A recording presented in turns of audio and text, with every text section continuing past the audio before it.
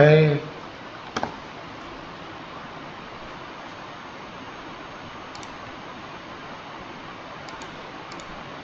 có nhưng thể hiện HBL tích chứ mình thọt ấy này hay chăm vô từ mưa tới chăm sinh nói chăm mình chụp cái chụp cái tất cả kìa tất cả chụp cái này chụp cái ở chụp thì chụp cái ngày kia của hoa bút của hoa chắc HBL lên chỉ là chỉ language mới sinh cái say financial accounting report này người này chứ nhưng mà hai này tí rồi hai trăm dương clarify the hot the bị sai đi trả nó về dương chụp đi. Okay, learning objective bao nhiêu xong to metacao bao nhiêu ngày nắng cứ tìm mình learning objective purpose and nature of HBL terminology instant document creation and internal control để đọc thêm mới tới gần chỉ concept còn ở trong phép này nó là những chi ấy nó cool nó lấy phơiอย่าง mấy bị pra pra mà chơi làm mày này đang class bên này là phải cả tại tông được cả pra pra system để tông là accounting nè ok chân cùng nó là cả riêng rồi còn mê riêng mà nó cứ làm mày này tao ai define mà ta ai đi dùng một đây ai cũng not đi dùng đây tại đã tông tên nâng HBL lúc nào mà bị bình thản extendable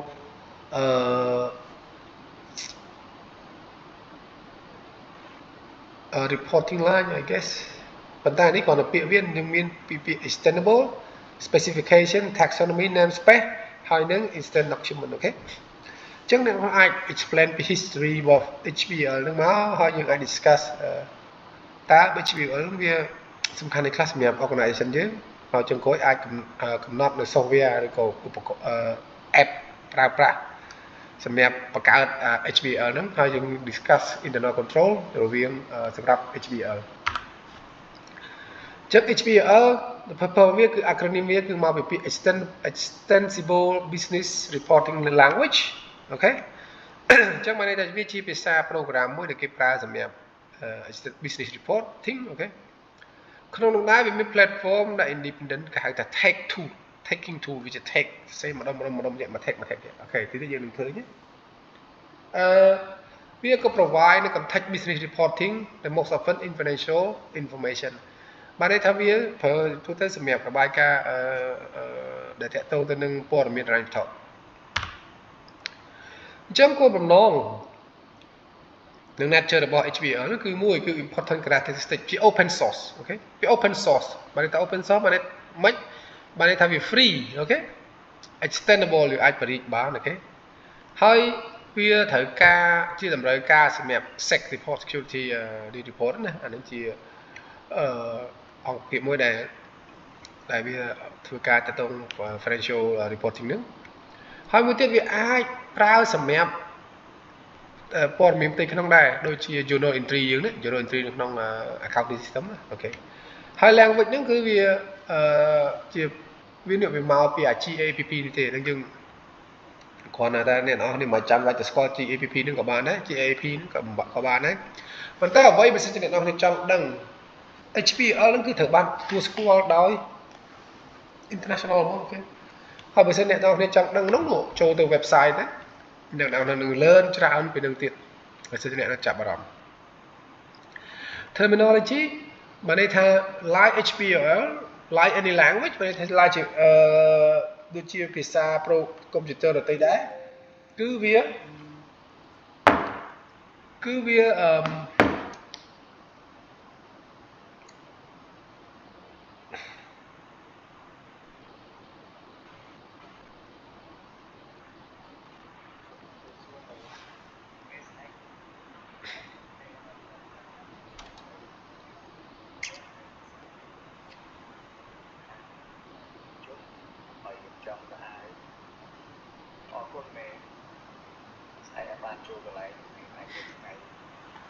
អូខេអញ្ចឹងនេះគឺជាវាដូចជាprogramming language ផ្សេងៗដែរ extensible បានន័យថាuser add tag អីចូលអ្នកនរប្រហែលអត់យល់ជាមួយពិបាកយល់បន្តិចតែមើលទៀតយើងឃើញនេះគ្រាន់ដឹងទៅបានទេព្រោះខ្ញុំប្រាប់ហើយបន្ទាប់ពីមេ long midterm មានក្រោយទៅរឿង technical បន្តិចប៉ុន្តែអ្នកនរគ្នាយល់តែ concept បានហើយអូខេ ហើយ specification ហ្នឹងគឺតើតើ HPL គឺជាឧទាហរណ៍នៃ broadened group of language called XML នៅស្គាល់ XML ដែលគេប្រើសម្រាប់អឺ system ផ្សេងៗជា Excel ក៏មាន XML ដែរ CSV ហ្នឹងអូខេតែមិនអីមិនយល់ក៏មិនបញ្ហាដែរអញ្ចឹង taxonomy បានន័យថាជា terminology របស់គាត់គឺ linear language អូខេហើយមួយទៀតហ្នឹងគឺតើតើទៅនឹង organizational behavior tag to broad acknowledge and approve អូខេហើយចុងក្រោយអានេះគាត់ជាឧទាហរណ៍នៃការប្រើប្រាស់របស់នេះទេរបស់អង្គភាពដែលគេប្រើប្រាស់អាហ្នឹងដូចជា company ដូចជា app ដូចជា organization ដែលគេទូស្គាល់ទៅលើ HPL ទេអូខេបន្ទាប់មកគឺ instant document creation អានេះគ្រាន់តែយើងជា step របស់វាទី1យើង download data spreadsheet ដូច Excel ហ្នឹងទី2យើង download related taxonomy ដែលវាតាក់ទងទៅហ្នឹងហើយយើង map data ជាមួយនឹងគ្នានៅក្នុងហ្នឹង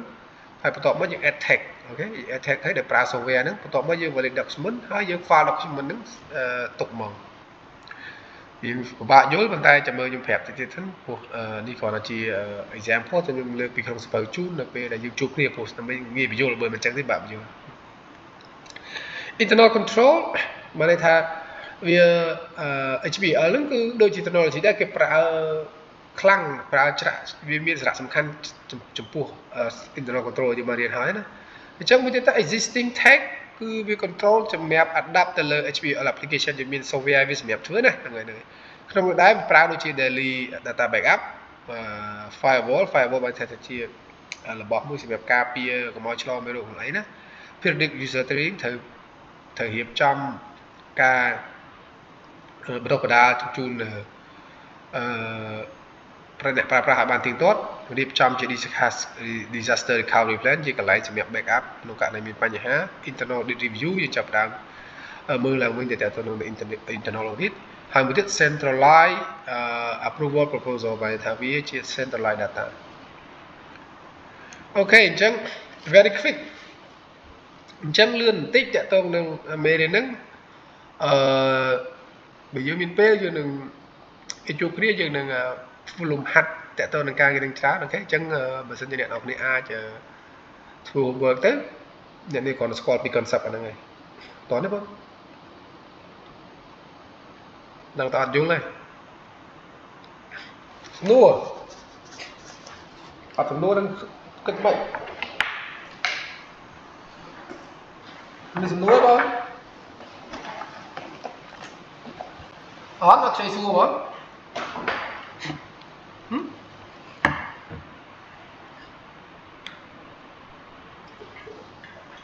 មានតែសំណួរទេខ្ញុំនៅ film នេះឯងបងគេចេញអស់ហើយនៅតែមួយកូនសិស្សអញនៅអត់នោះនៅកន្លែងនេះគ្រាន់តែជួបមុខគ្នាទៅគ្រាន់តែអាចដាក់ homework សួរបានដល់ពេលឥឡូវសួរអត់ឆ្លើយរៀនដល់ចំណេះអីរៀន online ដល់រៀន online ចាប់មកហ្មងឆ្លើយគ្នាយូរហ្នឹងចាប់មក8ជាងឥឡូវខ្ញុំម៉ោង7អស់2មេរៀនហើយគិតមិនទៅចាប់អស់8ជាងមានអស់មេរៀនហ្មងទៅ2មេរៀនទៀតណាមិនដែរអូខេបាទថាម៉េចបងអូលឿនពេកហ៎ហ្នឹងហើយយើងចាំបញ្យល់គ្នានៅកន្លែងថ្នាក់វិញខ្ញុំយល់ខ្ញុំដឹងតែអ្នកអស់អត់យល់ហើយបញ្យល់មិនក៏មិនយល់ដែរអ្នកមួយមិនដឹងអារម្មណ៍នៅណាណៃហើយមិនដឹងនៅណាទេតើនៅគ្នាដាក់សួរមកមិនបានហ្នឹងហើយចុះមានសំណួរអត់ចង់រៀនលឿនណាពីមេរៀនមក plan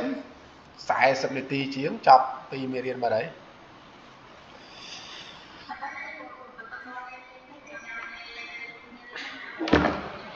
ចូលបន្ថែមទៀតហ៎អូខេទៅមួយមេរៀនទៀតណាបាទសែនបានតើរឿងសែនឲ្យវាចាំមកសែនទេកុំទៅភ័យចង់បានប្រហែលក៏បានដែរ ដាក់ឲ្យសិនទៅខ្ញុំឲ្យតែបរៀនអនឡាញដឹងតែលឿនចប់លឿនហ្មងដឹងហេតុអីហ៎សអត់ឆ្ងល់អូខេចឹងខ្ញុំទៅមួយទៀតចុះទៅច្រើនពេកនិយាយឡើងហើយសង្ស័យវេអូខេ e-business enterprise system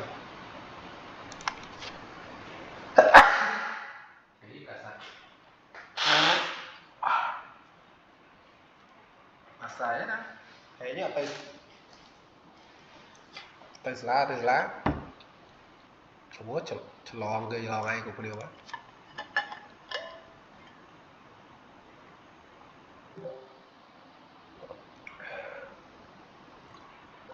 អូខេ enterprise business enterprise system ឬក៏ ERP ដែលយើងនិយាយនឹងធ្លាប់និយាយមួយគ្នាអត់ដំណើរ ERP enterprise resource planning system ហ្នឹងណាអូបាទ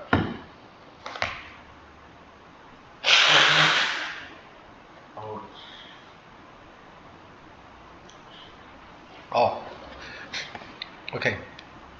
ខែព្រៀងមកទៅអ្នកឆ្លងពីខ្ញុំអូខេអញ្ចឹង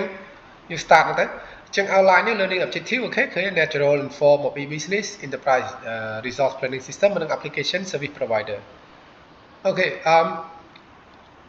អញ្ចឹងទៅ learning objective នេះយើងនឹងអាច explain ទៅពី natural of e-business compare to contrast traditional brick and mortar organization ហើយវាទៀតយើង discuss ពីទម្រង់នៃ e-business ហើយយើងនឹងពណ៌នេះអំពីbasic purpose structure enterprise resource system ហ្នឹងដែរអូខេហើយយើងអាច give example និង analyze ទៅលើ ERP system failure ហើយនឹងតកតងទៅនឹង list of discussion step with successful ERP implementation និង discuss role and application provider អូខេ nature of business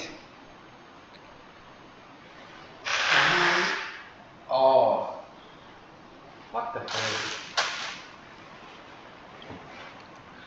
អញ្ចឹងប្រភពដើមឬក៏ទម្រង់នៃ e-business ហ្នឹងនិយាយទៅគឺជា business ទាំងឡាយណាដែលយើងប្រើអ៊ីនធឺណិតសម្រាប់លក់ដូរឬការងារហ្នឹងអូខេបើយើងហៅស្រួលលក់អនឡាញអូខេប៉ុន្តែលក់អនឡាញយ៉ាងម៉េចលក់អនឡាញបើយើងនិយាយអំពី B2C បើគេថា business to consumer ឧទាហរណ៍អ្នកនរគ្នាធ្វើជិះ pass app ជិះ Grab អញ្ចឹងអាហ្នឹង Grab គឺ B2C ឯងបើថាវាជា business យើងលក់ឲ្យយើងជា consumer អូខេក៏ប៉ុន្តែបើសិនជាយើងលក់អនឡាញយើងលក់ជាអ្នកលក់ដុំហើយយើងលក់ឲ្យអ្នកលក់រាយអញ្ចឹងអាហ្នឹង B2B business to business អូខេ G2C មិនជា government អូខេអានេះ government ត្រូវស៊ីជាមួយនឹងក្រុមហ៊ុនឯកជនហើយនឹងG2C បានថាជា consumer បានថាដូចជា government រកស៊ីមួយយើងចឹងធ្វើការមួយយើងចឹងគាត់លក់អីគេដូចគាត់លក់ថ្លៃភ្លើងអញ្ចឹងប្រើភ្លើងចឹងបានថា government គាត់លក់ចំណេញឲ្យ consumer ផ្ទាល់ហ្នឹងគេហៅថា G2C ប៉ុន្តែបើគាត់លក់ឲ្យ business គាត់លក់ឲ្យក្រុមហ៊ុនណាយកទៅលក់បន្តអាហ្នឹងគឺ G2B អូខេC2C នេះគឺ consumer to consumer ដោយអ្នកនរគ្នាទិញទូរស័ព្ទអញ្ចឹងអ្នកនរគ្នាទិញទូរស័ព្ទមកប្រើដល់ពេលហើយអ្នកនរលក់ឲ្យអ្នកតើយកទៅប្រើទៀតនឹងខែ C2C អាដូចជា Facebook លក់អនឡាញអញ្ចឹងហ្នឹងហើយតែប៉ុណ្ណឹងនៃវាមានអីទេអានេះបញ្យល់អញ្ចឹងគឺគោលបំណងនៃ enterprise resource planning គឺតើតើនឹង provide comprehensive information សម្រាប់ decision making មកន័យថាផ្ដល់នៅព័ត៌មានដែលអាចជឿជាក់បានដើម្បីជំនួយនៅក្នុងការសម្រាប់ចិត្តអីមួយ nature គឺ fundamental relationship database បានន័យថាវាជា system បានន័យជាឬក៏ជាមូលដ្ឋាននៃរបស់ database ហើយវា design មកជា module ជាមួយ module ណាហ្នឹងដាច់ពីគ្នាហ្នឹងគេ modular organization ហើយអ្នកលក់ company ដែលធំលក់system ហ្នឹងគឺមាន Oracle ឬក៏ SAP ហ្នឹងOpen PeopleSoft ហើយនឹង Business One Suite ទាំងអស់គ្នាប្រហែលជាមិនឃើញលឺទេប៉ុន្តែមើលសិនជាអ្នកតែចាំមើលជួបគ្នាទៅខ្ញុំសួរតែ company នេះប្រើនឹងខ្លះអូខេនេះគឺជាតារាង enterprise resource planning បានន័យថាវា design មកជា module អ្នកទាំងអស់គ្នាអាចមើលតើតើនឹង CRM បានន័យថា customer relationship management system module HR management HRM module ឬក៏ supply chain management module ហើយនិង financial module នេះគឺជាអ្វីដែលអ្នកគេប្រើបើថាហ្នឹងគេប្រើដោយ customer អូខេ customer relationship ហ្នឹងនេះសម្រាប់ប្រើសម្រាប់គ្រប់គ្រង employee នេះសម្រាប់គ្រប់គ្រង vendor នេះគឺជាប្រើសម្រាប់ stockholder នេះគឺជាដូច event ដែលមានហ្នឹង component ជា module មាន sale distribution ហ្នឹងគឺសម្រាប់ CRM ហ្នឹងហើយ HR នេះវា HR ហ្នឹងក៏វាគ្រប់គ្រង employee វា HR ហើយ vendor material management មានថាការគ្រប់គ្រងសម្ភារៈហើយចុងក្រោយគឺ financial accounting សម្រាប់គ្រប់គ្រងនៅហេដ្ឋារចនាសម្ព័ន្ធ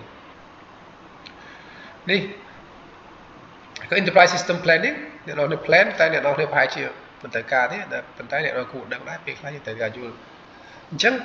ការជ្រើសរើសនៅ system ណាមួយករណីដែលវាជ្រើសរើសទៅវាមិនបានល្អដូចជា poor management leadership បើតែមេយើងរត់កែហ្នឹងមេយើងអត់យល់ពីតទៅនឹង unrealistic expectation បានន័យថាចង់បានតែប្រកបអត់មានមិនដឹងចង់បានអីហើយទីមួយទៀត inaccurate data system មានថាតបព័ត៌មានពី system នឹងអត់ត្រឹមត្រូវហើយមួយទៀតខ្វះអ្នកបច្ចេកទេសអាហ្នឹងបើយើងធ្វើអញ្ចឹងទៅគឺ system យើងនឹងអាច fail ហើយអាការរើស system របស់យើងរើសអត់ត្រូវអញ្ចឹងពេលខ្ញុំប្រហែលជាចប់មានហ្នឹងសុំចុះឲ្យទៅរួចជាប់ដាសាយទៅតើតើទៅនឹងការ select condition ល្អបានន័យថាយើងអាចបានជោគជ័យគឺតើតែមាន obtain organization commitment មើលតែជាក្រុមហ៊ុនយើងមាន commitment មានប្រកាសជាទៅលើការងារហ្នឹងមានឆន្ទៈនៅក្នុងការរើសហ្នឹងទីមួយទៀតគឺតើតើទៅនឹង communication strategy goal clearly បានន័យថាយើងចរចាច្បាស់លាស់មានតើតើច្បាស់លាស់ហើយចុងក្រោយគឺតើតើទៅនឹងយើងហៅណាដែលគេប្រើគ្រប់គ្នាអូខេនឹងអានឹងជា condition មួយដែលយើងអាច select ទៅលើ successful ERP enterprise planning អូខេ application service provider បើយើងនិយាយពី application service provider យើងដូចជាអ្នកលក់ app ណាអូខេអញ្ចឹងបានន័យថាគេ build system នឹងមកហើយគេលក់ឲ្យយើងអានេះគេហៅជា application service provider ហើយមានច្រើននៅ company ហ្នឹងអញ្ចឹង application service provider គឺជាអង្គភាពមួយដែល provide បានន័យថា provide បានន័យថាវាផ្ដល់ជូននៅសេវាកម្មជួយចម្លើយជួយគ្រប់គ្រងសម្រាប់ customer ពីចម្ងាយអូខេតោះណានឹងជា application service provider អញ្ចឹងក្នុងដំណើរឧទាហរណ៍ដូចជា ASP ឬក៏គាត់នៅលក់ enterprise ERP ហ្នឹងបានន័យថាគាត់លក់របស់ enterprise គាត់មាន ERP system ហើយនៅក្នុង local ហ្នឹងក៏មាន payroll ពីអីសម្រាប់ក្នុងហ្នឹងមាន specific online compliance and training អី market patient ឬក៏ volume business គឺ ERP ហ្នឹងគឺអ្នកលក់ឈ្មោះហ្នឹង ERP ហ្នឹង SAP ហ្នឹងតែប៉ុន្តែ SAP ទេវា SAP ជា company មួយដែលគាត់លក់អាហ្នឹងហើយអញ្ចឹង SAP នេះគឺតើទៅនឹង application service provider វាមានថែមឲ្យវាហ្នឹងនោះដែរវាមានវាប្រើជាការប្រើប្រាស់application service provider វាមានហានិភ័យដែរអូខេវាអាចទៅជាហានិភ័យដែលទៅនឹង financial ហើយមួយទៀតយើងត្រូវការជ្រើសរើសឲ្យបានច្បាស់លាស់អញ្ចឹងក្នុងនោះដែរtitle របស់វាគឺទៅ reporting control service organization ហើយក្នុងនោះក្នុង report នោះមាន3 type ហៅ SOC 1 SOC 2 SOC 3 SOC 1 SOC 2 SOC 3ហ្នឹងបានន័យថាចេះបានន័យ AOC ណាបានន័យថាservice organization committee ហ្នឹងគឺតកតទៅនឹងទី1លេខ1 level 1គឺ financial report អាហ្នឹង very detail មកអូខេដល់2ហ្នឹង level 2ហ្នឹងគេទៅ security confidential និងrelated area ដែលវាមានព័ត៌មានហ្នឹងតែសម្រាប់ចុងក្រោយ3គឺ less detail version វា high level សម្រាប់មើលអាហ្នឹងអូខេអានេះទី1ហ្នឹងសម្រាប់ accounting អ្នកមើលទេអូខេអានេះជាដំណាក់កាលនៃរបាយការណ៍ដែលយើងមាននៅក្នុង report type ចប់ មួយទៀតមិនចម្ងល់ទេអូខេ